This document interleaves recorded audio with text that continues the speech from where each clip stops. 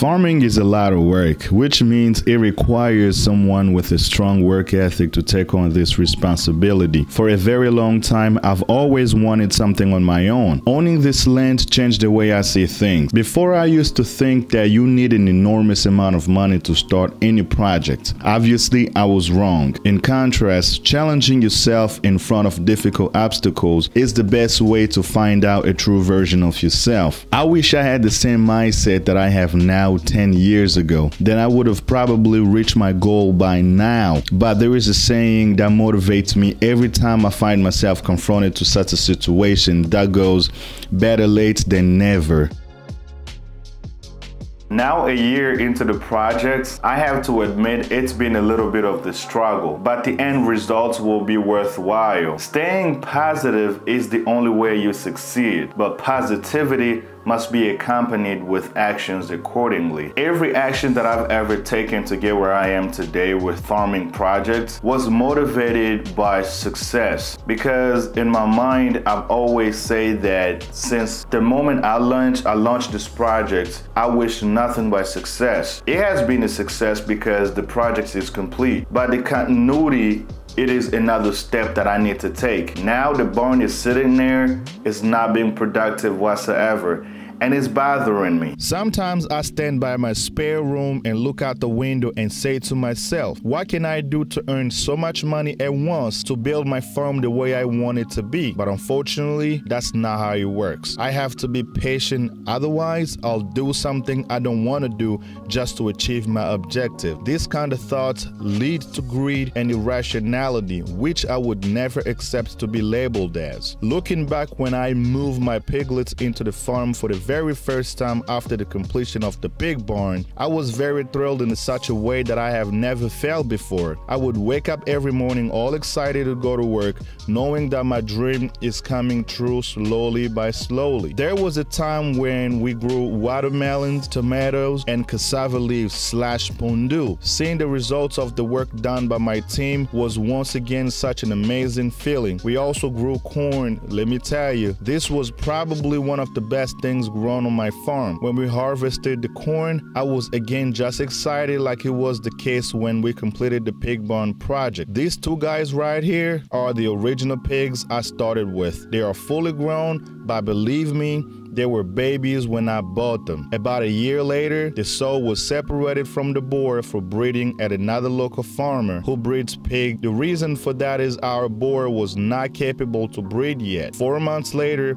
we ended up with 6 piglets that you are looking at right now. What an amazing growth. One thing about raising animals, you have to be prepared to spend more money on feed if you do not have a fully functioning farm that can generate income to pay for other expenses such as animal feeds and that sort of things. Regardless, I would not go on 1 hour without looking at videos of piglets and photographs on my phone. It was such an amazing feeling. When I learned about the conflict that resulted in people on my farm running for their safety and pigs were left behind with no one available to feed them, I was devastated. But we needed to come up with a plan to remove the animals before they dropped dead. My brother and my friend went to the farm, they transported them. We ended up losing 2 of them due to malnutrition caused by the involuntary absence of my staff due to the conflict. I did not know what to do. We ended up selling them. This caused me so much disappointment and pain to the point where I even considered selling my land at one point and invest my money into something totally different. But I had to take a step back and think. Decisions made emotionally aren't usually the best one. And I was emotional at the time, but I managed to hold myself back. Now the whole conflict thing went away. I am ready to rock and roll. There are always challenges and risks involved when doing business. And the only way you get to succeed is to stand strong. That is what I am doing now, standing strong. I love the idea of self-determination because I believe it brings you one step closer to your achievements. I come from a family where my parents work for themselves, and my father used to tell us that you're much better off making less money working for yourself rather than making more money working for someone who has the power to fire you and hire someone else. Back then, I was too young to understand the message he was trying to pass on to us, but now I get it. I'm a type of person who's humble, patient, and I believe that you get what you give, meaning that if you're putting less effort into accomplishing your goal, you are more likely to wait a longer period of time before you can start seeing positive results. But if you put more effort and energy into accomplishing your goal, chances are you will reach your objectives at a timely manner, and also your compensation will be much greater due to your determination. Most Africans living in the diaspora would rather settle in Africa, but due to the monetary challenges that some of us face, we found ourselves in an abusive relationship with the Western world, where you really want to leave, but you don't because you do not have another alternative. In this case scenario, it is alternative in terms of finances. For that reason, I personally decided to start a farm back in Congo, more specifically in Kinshasa, because I would like to be financially free, financially independent, and build my own empire.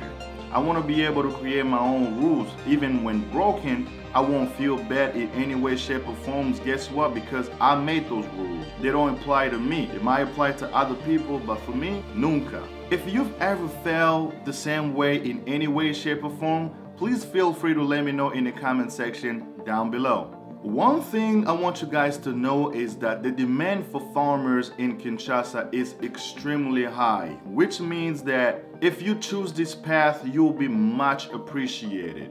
Do not let anybody talk you out of doing something positive for your country and your fellow Congolese who need your help the most. Do the right thing. All it takes is the courage and the willingness to change your current situation. Most Africans complain about the lack of infrastructure in most African countries, thus resulting in deal breaker not to invest, which in my opinion, I think is partially a valid excuse, but at the same time it is not. The reason I say that is because many expatriates from Asia, such as Chinese, Lebanese, Indians, and Indo-Pakistanis are succeeding in business under those same conditions. I mean, if they are successful, I don't see why we can't be. I'm starting to think that excuses are not enough to justify the reason Congolese are dragging their feet to do business in Congo. But the fact of the matter is, we are afraid of competition.